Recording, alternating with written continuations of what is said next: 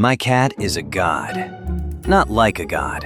An actual dead god, reincarnated, currently asleep in my laundry basket. I know how that sounds. 3 days ago, I would have laughed too. I'm a broke college dropout. I can't hold a part-time job. I had never been chosen for anything in my life. So when the assassin showed up at my door, blade drawn, he took one look at me and laughed. He thought I was the target. He thought I mattered. Then the cat opened one eye, and the assassin stopped existing. It all started 3 days ago, when a courier delivered a black cat I never ordered. Back then, my whole life fit in one sentence. Rent overdue, a phone full of messages I'd stopped answering, a sink full of instant noodle cups. Nobody called, nobody checked. I'd applied to 40 jobs and heard back from 0. Then the crate arrived. No return address, no note, just holes punched in the side and something breathing inside. I opened it. A black cat stared up at me, unimpressed, like I was the one intruding. He walked out, ignored me completely, and claimed the only warm spot in the apartment. I named him Rent. He was the only thing living here for free. Somehow, being ignored by him felt like the most attention anyone had paid me in months. That should have been my first warning. Small things were off. I noticed them one at a time and told myself each one was nothing. Rent never ate. I put food down, he stared at it, the bowl stayed full for days. He never got thinner. He never flinched at loud noises. A truck backfired outside and I nearly hit the ceiling. He didn't move a whisker. Every plant in the apartment turned to face him. Not the window, him. I moved the pot twice to be sure, and twice, by morning, the leaves had turned back toward the cat. His water was always warm. I filled the bowl cold from the tap every time, and every time, an hour later, it was steaming. Then the pigeon. It flew straight at my window, and instead of hitting the glass, it stopped. It hovered in midair, and it lowered its head, slow and deliberate, like it was bowing. The whole street went dead silent. I stood there holding a noodle cup, watching a pigeon bow to my cat, and for the first time, something cold crawled up my spine. I told myself it was nothing. I was completely wrong about what was sleeping in my apartment. The knock came the next evening. A man in a utility uniform stood in the hallway, clipboard in hand. "Meter reading," he said, smiling. I almost believed it. Then I saw the edge of a robe under the coveralls, and the handle of something long strapped across his back. He stepped inside without asking. I told him to leave. He didn't. "You've been housing the vessel," he said, still smiling. "Nothing personal. Killing it is procedure." I blinked. "Killing what? Me?"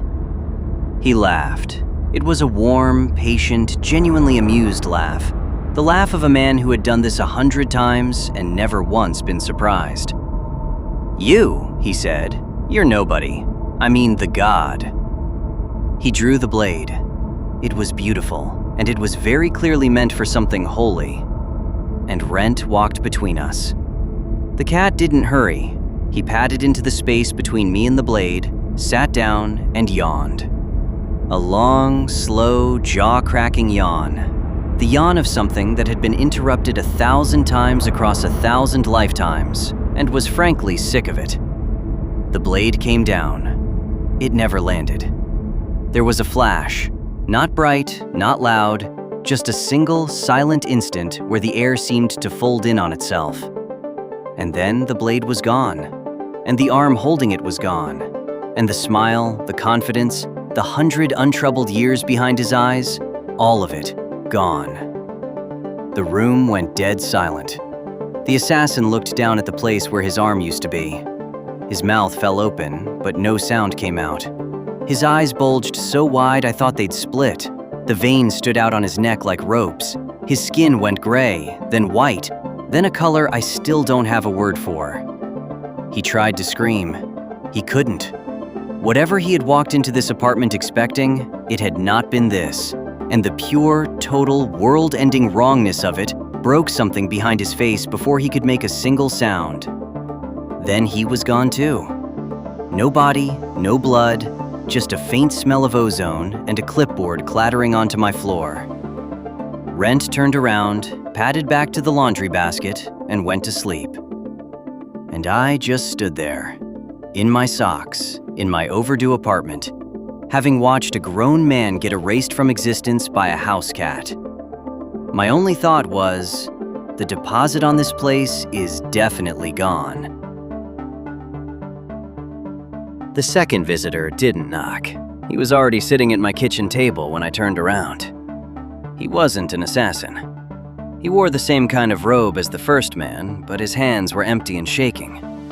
A priest. A defector. "I don't have long," he said. "They'll know I came here, so listen." He told me everything, fast. Rent, the thing I'd been feeding, the thing sleeping in my laundry, was a god. A dead one. 11 times over, dead. Long ago, there had been one god. When he died, 11 factions had carved his power up between them, a piece each, and built their whole existence on the stolen scraps. Then the pieces started pulling back together. The god was reincarnating, and if he ever fully woke, the 11 factions would lose everything they'd stolen. Their power, their followers, their thrones, all of it snapping back to the source. "So they'll come," the priest said. "All 11. They will not stop. They cannot afford to." I asked the only question that mattered. "Then why is it here? Why my apartment?" For the first time, he looked afraid in a different way. Not of them, of what he was about to say. "Because the god didn't land near you by accident," he said. "There's a reason he chose you. A reason that keeps you alive too. You're not just..." The window shattered.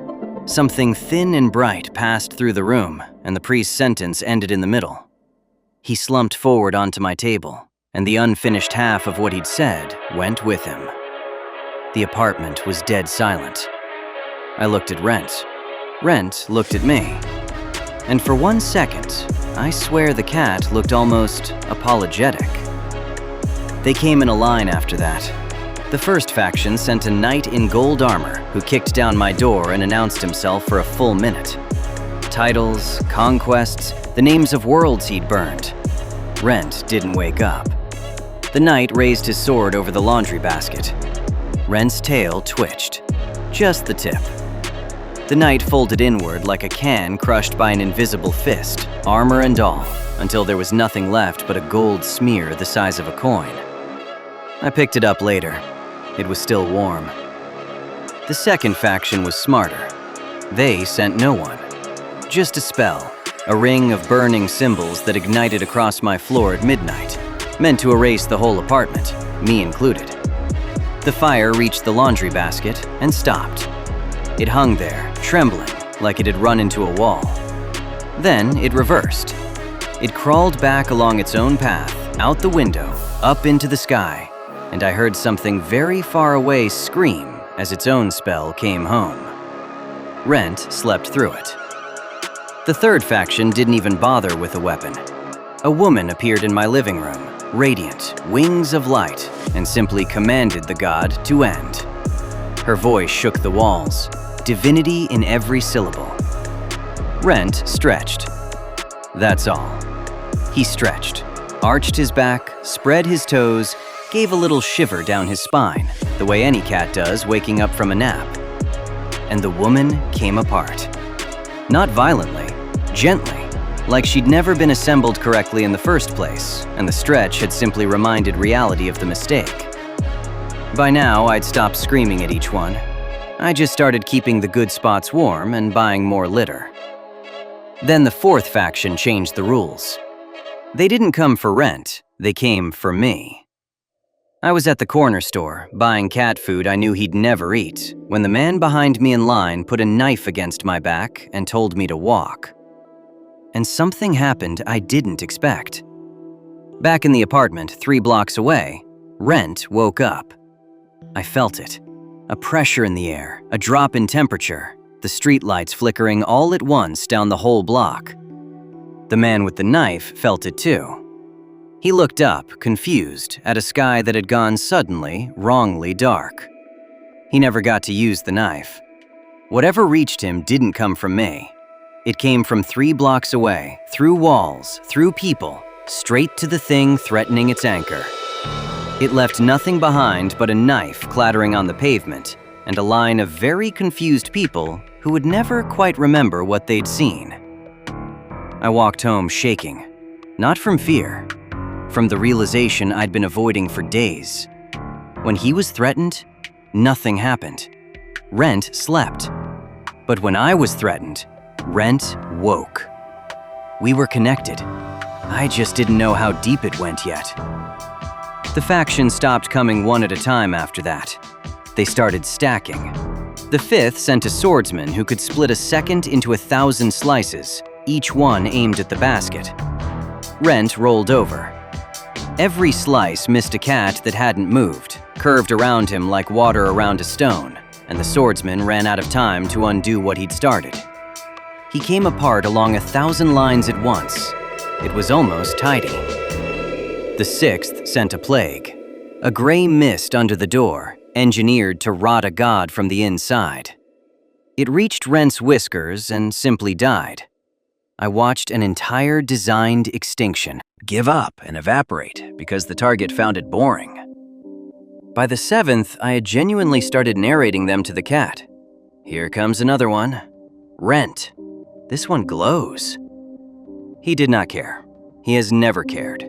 That is the single most consistent fact of his existence. The 7th was a giant. It did not fit inside the building, so it tore the building open to reach in. And for one moment, the whole apartment was sky and grasping fingers the size of buses. Rent's ear flicked. The fingers turned to salt. The giant's scream folded down into a whisper, then into nothing. And the roof knitted itself back together like it had been embarrassed to ever come apart. Somewhere I couldn't see, in a war room made of light, the remaining factions were starting to understand they were spending gods like coins and getting nothing back. One of them said the thing none of them had wanted to say out loud. The vessel is invincible. But the vessel is not the point. And a plan began to move that had nothing to do with the cat at all. The 8th and 9th came together and died together, and I barely looked up from my noodles. Every attack taught them the same lesson, and every attack taught me a different one. They learned the cat could not be killed. I learned that I could. Because with every faction that fell, the survivors drifted, slowly, from aiming at the basket to aiming at the man who fed it. And Rent, who would not lift a whisker to save his own divine life, kept waking up a half-second faster every time the danger pointed at me. After the corner store, I couldn't pretend anymore. I started watching the door, started flinching at knocks. And I wasn't the only one watching.